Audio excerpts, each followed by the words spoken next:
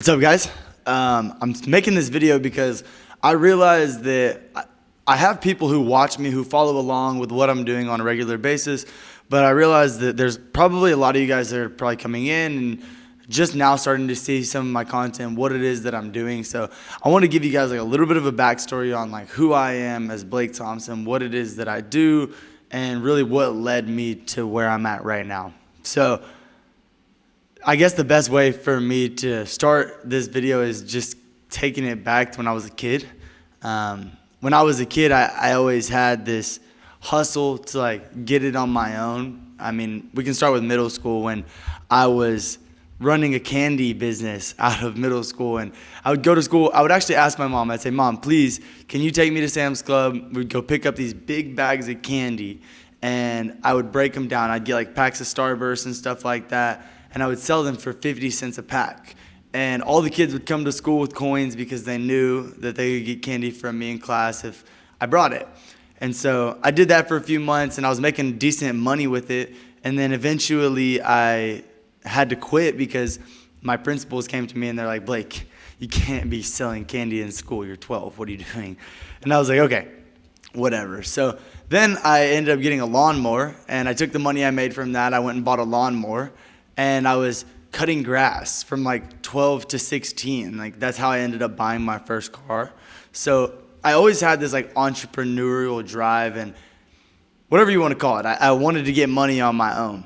And when I got into high school, I was dead set on the fact that I was not going to college. You know, there's those who do go, and there's those who are, they're positive they're not going, and that was me. I knew I wanted to make it on my own, and I knew that I didn't have to like fall entrapped to the system.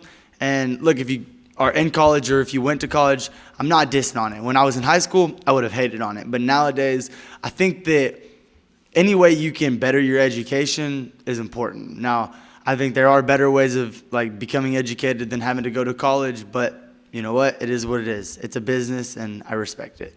So, like I said, I didn't go to college, but when I was in high school, I knew that. And so I didn't ever put too much focus in class. I didn't focus on my grades or anything like that. The truth is, I passed high school with like C's and D's, maybe even a few F's. I'm not going to say that I didn't have to negotiate with my teachers quite a bit. Maybe that's where my sales ability really came from. But when I was a kid, like I said, I knew that I was going to do something for myself and for me and not for somebody else.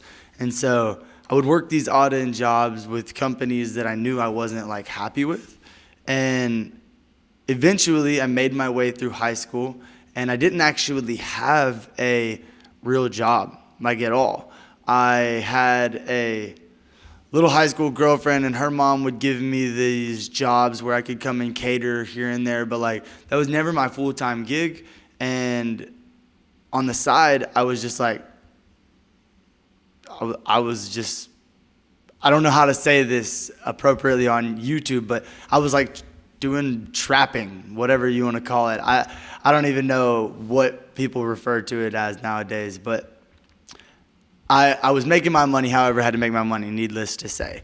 And I knew that I wasn't doing it right. I knew that there were smarter, better ways to making money. And so when I turned 18, I told myself I'm going to put down that, I'm going to abide by the rules, and I'm going to go get it the right way.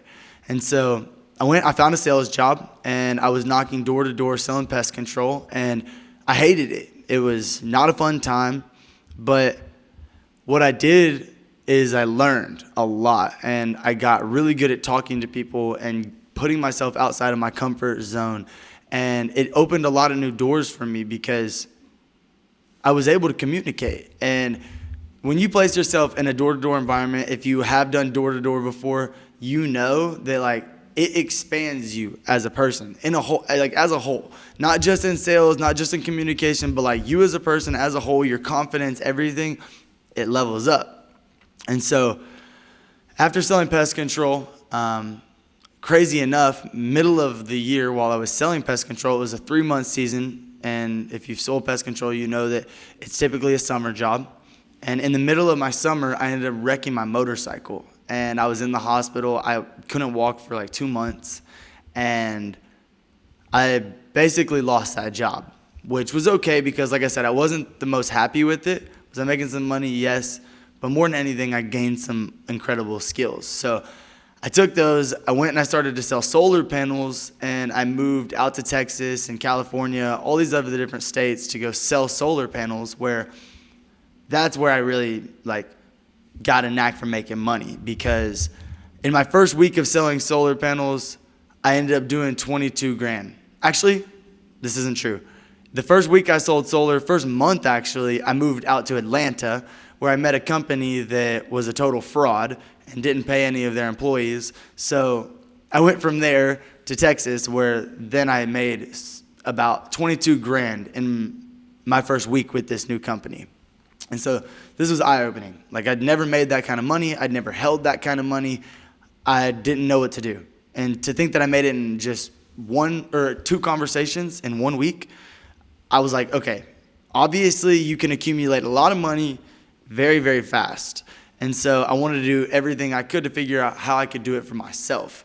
Because every time I would sell solar panels, there were people above me getting paid. And that's okay. I'm fine with that. At the time when you're collecting that much money, how am I going to be greedy? But I knew that I could do things bigger and better. And at the same time, I didn't like knocking doors. Walking in the rain and all that was not fun for me. I knew I could gather attention online. And so I figured I would have to make a shift at some point. But in that time, I was just doing my best to build my skills, be more knowledgeable in the space, and just build myself as a professional. Where then eventually it all just kind of fell down. I was in the wrong crowds with the wrong people. I was going out gambling all the money that I was making away at 18 in California, just living a crazy, fun teenage life, until I realized you got to get it together. So I went home to my parents and I took a step back.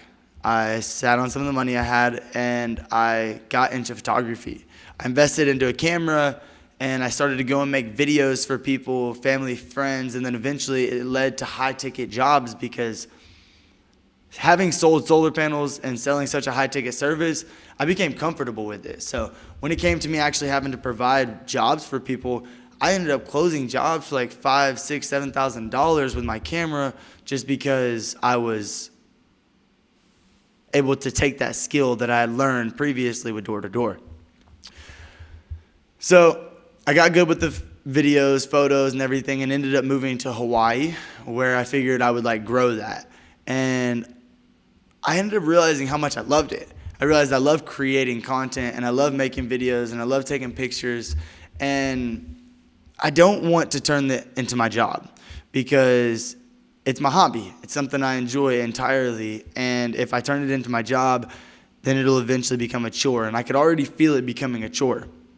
So again, I made a shift. I thought, okay, how can I implement content into my business and still make money, right? So eventually I created a short form content agency, which I worked on for about 3 months, and I hardly seen any results.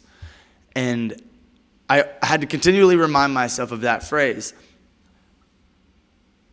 If you do, how do they say it? If you do something over and over again, expecting a different result, that's the definition of insanity. Something like that. But I would always remind myself of that. And I was doing the same thing day in and day out, and I wasn't getting any different result, and I wasn't succeeding with it. And so I had to quit. And not quit, let me rephrase myself. I had to take another step back. I had to analyze, gauge where I was at with what I was doing and how I could really make this work. Because it was about 6 months prior to all of that my mentor came to me and said, bro, you really need to start a agency. And I was like, okay, what's my offer? And so from that point, it was, let me do a short form content agency. Okay, then let me do a creative agency. And then I realized maybe I shouldn't do an agency at all. Maybe I should just start consulting people on how to build a personal brand, because I've been able to build a personal brand for myself, for my mentor, for a few other people at that time. And I was like, well, this is obviously something I understand, so maybe I can just teach people this. And so it's a similar service, or it's a similar product, but less service. And so I was able to collect more money with less work and still provide a better result, actually, because by the end of it, I was able to help inform them on how to get the result themselves instead of me having to do it all myself. So ultimately, this was what worked best for me, and this is what I've been able to like scale. And in the last 8 months since I said, you know what, I'm going to start an agency, I went from $500 a month to doing 15 grand a month, and I even did 10 grand in a week. It's led to opportunities for me to speak live. I had an opportunity to go downtown at the Greatness Factory at the 505 building and speak at the first ever event in the Greatness Factory, like outside event. And it was with Cody Askins. I'm not sure if any of you guys watching this video are in the insurance space, but if you are, you know of him. Shout out to you, and shout out to Arturo Johnson for like helping connect those dots, because without any of those people, like I wouldn't have been able to speak on that stage and ultimately like get to where I'm at today, right? But to wrap this all up, I ended up falling into personal branding consulting and just like helping people, other consultants, really shape out an online personal brand.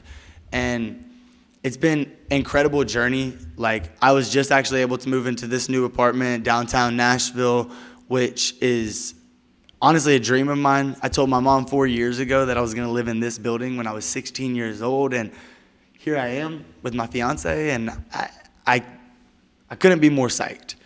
So I guess, you know, you could say I've always had like that entrepreneurial mindset. I've always had a drive to want to like get it all myself, and I haven't gotten it all yet, but I know for a fact that like with consistent work and staying true to myself and other people and just really doing genuine work the entire time and like making sure that I am the best version of me, right? Just everything that I can do to better myself, better my business, better my future, I'm going to do. And I want to use this channel as a way to document it.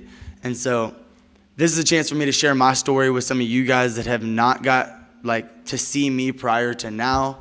I used to put out a little bit of content, but now I'm really taking it a lot more seriously. So if you guys are following along, like here we are right now, we're doing 15 grand a month in my consultancy. I have a goal to hit $100,000 a month by the end of 2024, and I'm pretty confident that I'm going to reach it. So if you guys want to see how I get there and, you know, learn how you can reach your first 10K month or even go beyond, you know, if you're doing 100K a month already, but you don't have a personal brand, it's something I can help with. So if you're interested in that, follow me on Instagram at @TheBlakeThompson. Go ahead and subscribe to me here on YouTube and leave a like, comment, dislike if you didn't like this video, whatever it is. You know, I want the feedback, and I'd love to engage with you guys. So I'll see you in the next one. Thanks for watching.